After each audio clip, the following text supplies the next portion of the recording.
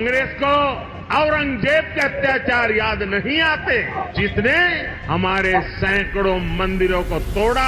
Engineering करने के बाद कंपाउंड की डिफिनेशन नहीं जानते। क्रूर औरंगजेब को नायक बनाकर पेश किया जा रहा है और उसे औरंगजेब जो है डेली 10,000 हिंदुओं को मार के खाना खाते थे।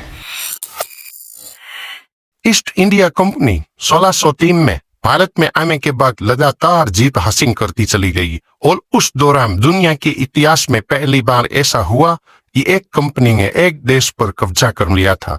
लेकिन इस सफर के दौरान एक मोड़ पर उन्हें ऐसी शर्मनाक हार मिली थी जिसमें कंपनी का वजूद ही खतरे में डाल दिया था। बाद में कंपनी ने अपने मौके से ये दाग धोने की पुरजोर कोशिश की।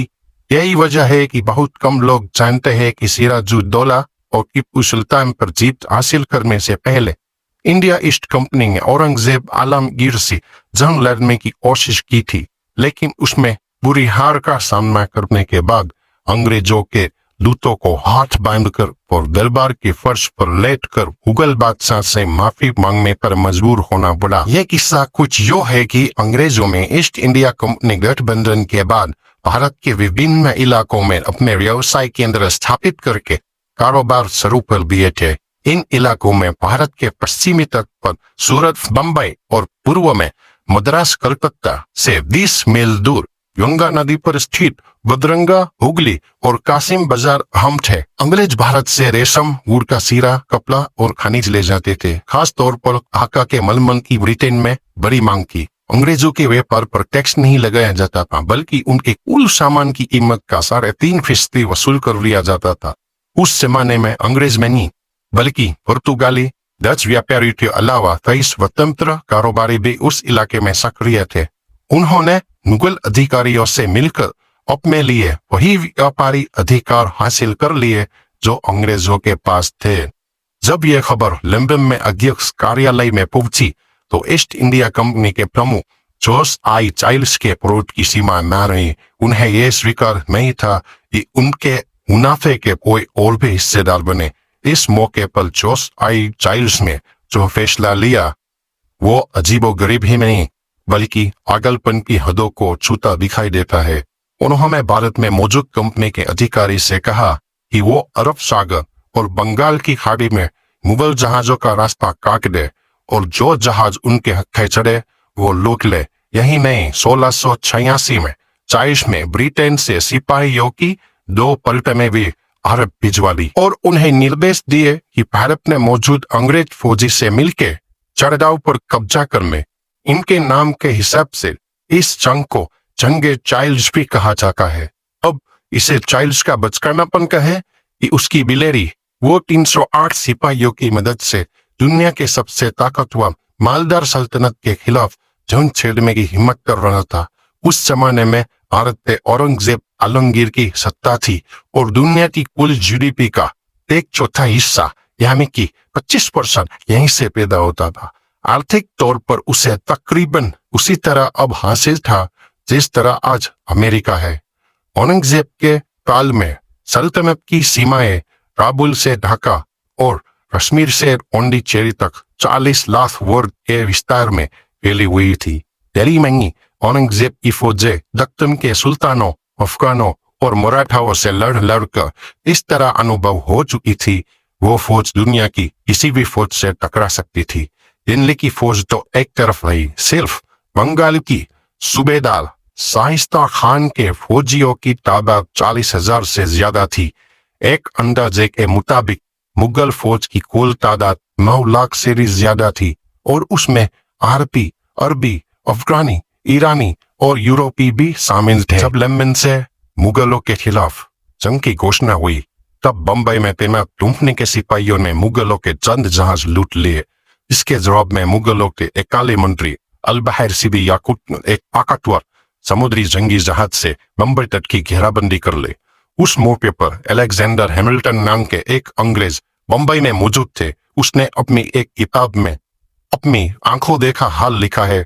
वो लिखते हैं कि सिबी याकूत 20,000 सिपाही लेकर पहुंच गया और आधी रात को ही बड़ी तोप से गोले दागते सलामी भी अंग्रेजों ने भागकर किलों में पनाह ले ली। अफरा तफरी के हाल में कोई बूढ़ी और काली औरतें आधे कपड़े पहने हुए अपने बच्चों को गोद में उठाए हुए भागी चली जा रही थी। उनके मुताबिक सीदी याकूत इले के बाहर उनके इलाके लूट के सब जगह अपने झंडे गाड़ दिए और जो सिपाही मुकाबले के लिए गए उन्हें काट डाला गया। बातियों के गले में जंजीरें पहनाकर उन्हें बंबई की गलियों से गुजारा गया। बंबई का खास इलाका पुर्तगालियों के कब्जे में था। जब अंग्रेजों के बादशाह ने पुर्तगाली राजकुमारी से शादी की तो यह बंदरगाह अंग्रेजों को दहेज में मिल गया। उन्होंने वहां मजबूर इला बनाकर कारोबार शुरू कर दिया। धीरे धीरे न सिर्फ समुद्र पार से अंग्रेज व्यापारी, सिपाही, पादरी, वास्तुकार और दूसरे हुनरमंद यहाँ आकर आबाद होने लगे, बल्कि बहुत से भारतीय यहाँ रहने लगे और शहर की आबादी तेजी से बढ़ने लगी। यही आबादी भागकर किले में पनाह लिए हुई थी और किला सीदी याकूत की घेराबंदी में था। जल्द ही खाने पीने का सामान खत्म होने लगा। दूसरी तरफ बीमारियों ने भी हल्ला बोल दिया और किले में मौजूद अंग्रेज बंबई के मौसम का शिकार होकर एक के बाद एक मरने लगे।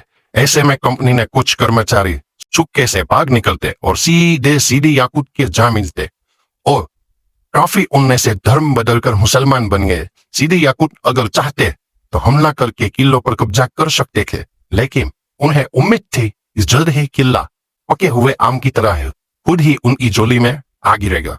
इसलिए उन्होंने दूर से ही गोलीबारी करना जारी रखा। ऐसे हालत देश के पूर्व में भी बने, जहां बंगाल के सूबेदार शाइस्ता खान के दस्तानों ने हुगली इंडिया ईस्ट कंपनी के किलों को घेर लिया और आवाज आई सभी रास्ते बंद कर दिए गए हैं। बंगाल की घेराबंदी को जल्द ही खत्म हो गई। दोनों पक्षों में सुलह कर ली, पर बंबई में ऐसा 15 महीनों तक चलता रहा। आखिरकार अंग्रेजों की हिम्मत जवाब दे गई और उन्होंने अपने 2 दूत औरंगजेब के दरबार में भिजवा दिए ताकि वे हार की शर्तें तय कर सके। उन दूतों के नाम जॉर्ज वेल्डन और अब्राहम मेहर थे। इन कई महीनों की कोशिश के बाद आखिर सितंबर 1690 को वो आखिरी ताकतवर और मुगल बादशाह औरंगजेब आलमगीर के दरबार तक पहुंचने में कामयाब रहे। दोनों इस हाल में पेश हुए कि दोनों के हाथ मुजरिमों की तरह बंधे हुए थे, सर सीने पे झुके थे और हुलिया ऐसा कि किसी देश के राष्ट्रप्रतिनिधि की बजाय वो फकीर लग रहे थे। दोनों दूत मुगल शहंशाह के तख्त के पास पहुंचे तो उन्हें फर्श पर लेटने का हुक्म सुनाया गया। बादशाह ने उन्हें सख्ती से डांटा और फिर पूछा कि वो क्या चाहते हैं। दोनों ने पहले गिर गिराकर ईस्ट इंडिया कंपनी के अपराध को स्वीकार किया और माफी मांगी। फिर कहा उनका जब्त किया गया कारोबारी लाइसेंस फिर से बहाल कर दिया जाए और सीदी याकूत की घेराबंदी हटाया जाए। अर्जी एक शब्द पर मंजूर हुई कि अंग्रेज मुगलों से जंग लड़ने का 1.5 लाख रुपया हर्जाना अदा करे और आगे से आज्ञाकारी होने का वादा करे और बंबई में ईस्ट इंडिया कंपनी का प्रमुख जॉर्ज आई चायूस हिंदुस्तान छोड़ दे और फिर कभी यहाँ न आए। अंग्रेजों के पास तमाम शर्त सिर झुकाकर कबूल करने के अलावा कोई चारा न था, सो उन्होंने स्वीकार कर लिया। वापस बंबई जाकर सीदी याकूत को औरंगजेब का खत दिया, तब जाकर घेराबंदी को खत्म किया और 14 महीनों के बाद किले के अंदर बंद अंग्रेजों को रिहाई मिली। हैमिल्टन ने लिखा है कि जंग से पहले बंबई की कुल आबादी 700 से 800 करीब थी। जंग के बाद 60 से अधिक लोग नहीं बचे थे, बाकी तलवार और महामारी का शिकार हो गए। आने वाले साल में ईस्ट इंडिया कंपनी में हर मुमकिन कोशिश की उसके ये शर्मनाक किस्से को ब्रिटेन की जनता तक न पहुंचने दिया जाए। जॉन आउंटिन ने 6 साल बाद जंग के बारे में लिखा तो हार के कारण मुगलों की धोखेबाजी बताया। इस पर कंपनी ने उसे 25 पाउंड का इनाम भी दिया। उस जमाने में बहुत बड़ी रकम थी। जॉन आउंटिन अपनी किताब में जगह जगह अंग्रेजों के साहस के किस्से बताते हैं, जिन्होंने 10 गुना बड़ी फौज का डटकर सामना किया। यही नहीं, वो दावा करते हैं कि इस जगह में अंग्रेजों की नहीं बल्कि सीदी याकूत की हार हुई थी। यही नहीं, उन्होंने मुगल दरबार में अंग्रेज दूतों के साथ किए हुए बर्ताव को गायब कर दिया। हैमिल्टन में किताब तो लिखी लेकिन उसे छपने में 40 साल लग गए। इस घटना को इतना ज्यादा समय बीत चुका था कि उसकी किताब को ज्यादा तवज्जो न मिल सकी। यहाँ दिलचस्प सवाल यह उठता है कि औरंगजेब अंग्रेजों को माफी न देते और इन्हें भारत से बाहर निकाल फेंकते तो आज इतिहास क्या होता।